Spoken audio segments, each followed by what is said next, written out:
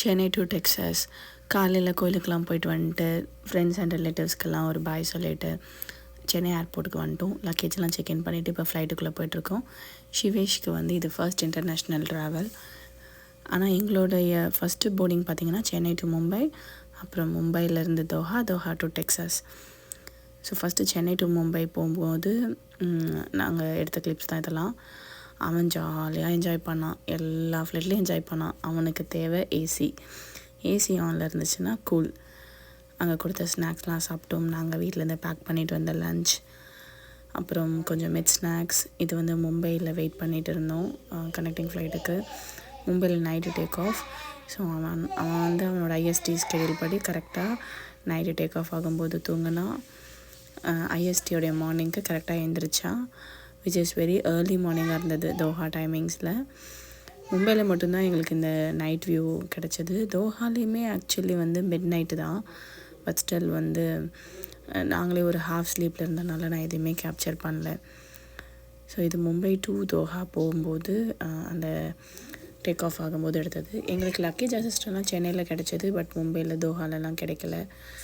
So நாங்கள் மும்பையிலேருந்தே through out check in போட்டோம். Like டெக்ஸஸில் தான் எல்லாமே வர மாதிரி.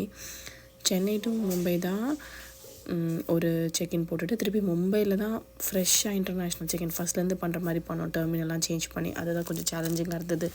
எல்லா லக்கேஜும் எடுத்துக்கிட்டு ப்ளஸ் பேபி ப்ளஸ் ட்ராலர் எல்லாமே. பட் அது பண்ணனால அப்புறம் ரொம்ப கான்ஃபிடென்ஸ் வந்துச்சு, ஓகே பார்த்துக்கலான்ட்டு. தோஹாலேருந்து போகும்போது ஸ்ட்ராலரையும் ஹேண்ட் லக்கேஜையும் கூட அவங்க டைரெக்டாக செக்இனில் போட சொல்லிட்டாங்க. ஸோ எங்களுக்கு இன்னுமே வெயிட்டு குறைஞ்சிருச்சு, ஹேண்ட் லக்கேஜ் கம்மியாகிடுச்சு. மும்பை டு தோஹா போகும்போதும் சேம் லைக் ஸ்நாக்ஸ் எல்லாமே ஃப்ளைட்லேயே ப்ரொவைட் பண்ணாங்க. இது தோஹா ஏர்போர்ட்டில் தோஹா டு டெக்ஸாஸ் அந்த கேட்டை நோக்கி நடக்கும்போது, அது கேட் 70 ரொம்ப தூரம் நடக்க வேண்டியது இருந்தது. இந்த ட்ராவலில் மட்டுமே நான் கிட்டத்தட்ட 8000+ ஸ்டெப்ஸ் நடந்துட்டேன். அவ்வளோ வாக் தான். ஸோ இங்கே ஃபுல்லாக ஏதோ செலப்ரேஷனுக்கெலாம் போட்டிருந்தாங்க. இது ஃப்ளைட்டில் கொடுத்த வெல்கம் கேட், அப்புறம் கொஞ்சம் ஸ்நாக்ஸு, ஃபுட் எல்லாம் கொடுத்துருந்தாங்க. இதில் இந்த ஸ்க்ரீன் இருக்கும் இல்லையா, லைக் எங்கள் ஃப்ளைட்டு ட்ராவல் ஆகிட்டுருக்கு, அப்புறம் சில கேம்ஸ் சில படம்லாம் இருந்துச்சு. ஸோ அதை ஃபுல்லாக அவன் நல்லா நோண்டிட்டு விளையாண்டுட்டு வந்தான். அதனால் அப்படியே போச்சு. இது அவங்க கொடுத்த டெசர்ட் செம்ம டேஸ்ட்டாக இருந்துச்சு, எனக்கு ரொம்ப பிடிச்சிருந்துச்சு. ஸோ நான் நல்லா சாப்பிட்டேன். சிவேஷும் சாப்பிடல, வேணான்ட்டான். அதனால் நான் தான் சாப்பிட்டேன். ஸோ இது ரொம்ப நல்லா இருந்துச்சு. அப்புறம் இது கொஞ்சம் ஸ்நாக்ஸ் ஃப்ளைட்டில் கொடுத்தாங்க. இது சிவேஷ் பேபின்னு சொல்லிட்டு அவனுக்கு ஒரு கேமிங் கிட்டு கொடுத்தாங்க. நம்ம அதில் கலர் பண்ணணும். ஸோ ஒரு 4 பென்சில்ஸ் இருந்துச்சு. இது அப்படியே ரோல் பண்ணுற மாதிரி இருக்கும், ஷீட் அப்படியே மாறிட்டே இருக்கும். அதில் அவன் கலர் பண்ணணும். அவன் ஒவ்வொரு கலராக கேட்டு ஆஸ் யூஷுவல் பண்ணிகிட்டு இருந்தான். இதோடு சேர்ந்து அந்த பேக் ஒன்று இருந்தது இல்லையா, ஸோ அதுக்குள்ளே குட்டி குட்டி கார்ட்ஸும் இருந்துச்சு. அது ஒரு பசில் கேம் மாதிரி, ஒரு ஜுங்கா மாதிரி இருந்துச்சு. அப்புறம் இது கொஞ்சம் ஸ்நாக்ஸ் திருப்பி கொடுத்தாங்க. நான் ஒரு படமே பார்த்துட்டேன். ஏன்னா 16 hours ஃப்ளைட்டு. பட் எங்களுக்கு இது ரொம்ப பயந்தோம், எப்பட்றா இவனை வச்சுட்டு போகிறதுன்னு. ஆனால் ரொம்ப ஈஸியாக இருந்துச்சு. அவன் வாட்டுக்கு ஏசி இருந்தனால அவன் வாட்டுக்கு இதை நோண்டினான், சாப்பிட்டான், நல்லா படுத்துக்கிட்டான். பில்லோலாம் இருந்தனால பில்லோ போட்டே படுத்துக்கிட்டு என் மேலே கால் போட்டுக்கிட்டான். ஸோ அவனுக்கு ரொம்ப கம்ஃபர்டபுளாக இருந்தனால ஓகே தான், அந்த கலரிங் கேம் பண்ணான். So we have come a long way. இங்கே தோஹா இருக்குது. பட் நாங்கள் அதுக்கும் முன்னாடி இந்தியாவில் சென்னையில் இங்கே ஸ்டார்ட் பண்ணோம். ஸோ இங்கேருந்து எவ்வளோ தூரம் ட்ராவல் பண்ணி வி ஆர் ஹியர். அங்கேருந்து அப்படியே நாங்கள் டாலஸில் லேண்டிங்.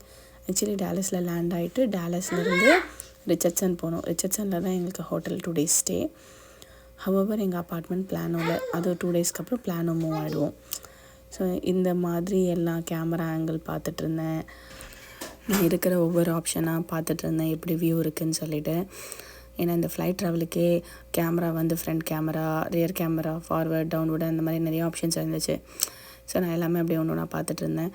இருக்கிற எல்லா ஆப்ஷனும் நான் நல்லா நோண்டி பார்த்துட்டேன். ஏன்னா 16 hours ஃப்ளைட்டில் என்ன பண்ணுறது. ஸோ அதெல்லாம் பார்த்துட்டு ஒரு படமும் பார்த்து முடிச்சு. ஆக்சுவலி எனக்கு ரொம்ப சர்ப்ரைசிங்காக இருந்தது. அவ்வளோ தமிழ் படம் இருந்துச்சு, நான் பார்க்காத அவ்வளோ தமிழ் படம். ஸோ அதில் ஒரு படம் மகாராஜா, அந்த படம் பார்த்தேன். நான் அது பார்க்கவே இல்லை, இங்கே பார்த்தது தான். ஸோ இனிமேல் படம் பார்க்குறதுக்கு நிறைய டைம் இருக்கும், பிகாஸ் நான் வெக்கேஷனில் இருக்கேன்ல, அதனால். ஸோ எல்லா கேமரா ஆப்ஷன்ஸ் எல்லாமே பார்த்தா நல்லா இருந்தது. இந்த லேண்டிங்கோட டைமில் இந்த வியூ வந்து சூப்பராக இருந்துச்சு, அந்த லேண்டு தெரிகிறது எல்லாமே. ஸோ எல்லா ஆப்ஷன்ஸையும் பார்த்துட்டு கிட்ஸுக்கு தனியாக ஆப்ஷன்ஸ், என்டர்டெயின்மெண்ட் தனியாக, அப்புறம் தி அதர் ஆப்ஷன்ஸ் ஆல்சோ தேர்.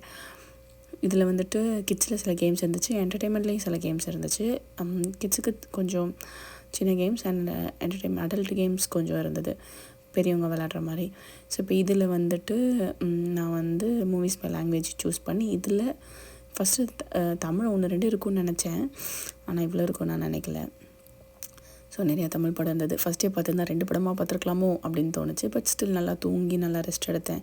ஏன்னா டைம் மாறுது, ஸோ அப்புறம் மேனேஜ் பண்ணணும்ல, இறங்கிட்டும் திருப்பி தூங்கிட்டே இருந்தால் அது சரிப்பட்டு வராது அப்படின்னு சொல்லிட்டு ஃப்ளைட்லேயே நல்லா தூங்கிட்டேன். அவன் தூங்கும்போதும் தூங்கிட்டேன்.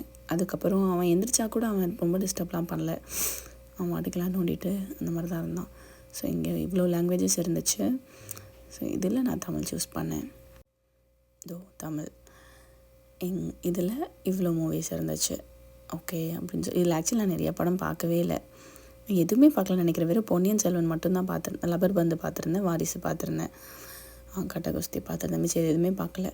சரி ஓகே, ஃபஸ்ட்டு மகாராஜா தான் இருந்ததா லிஸ்ட்டில், ஓகே அதே பார்ப்போம் அப்படின்னு சொல்லிட்டு அதை ஃபுல்லாக பார்த்தேன்.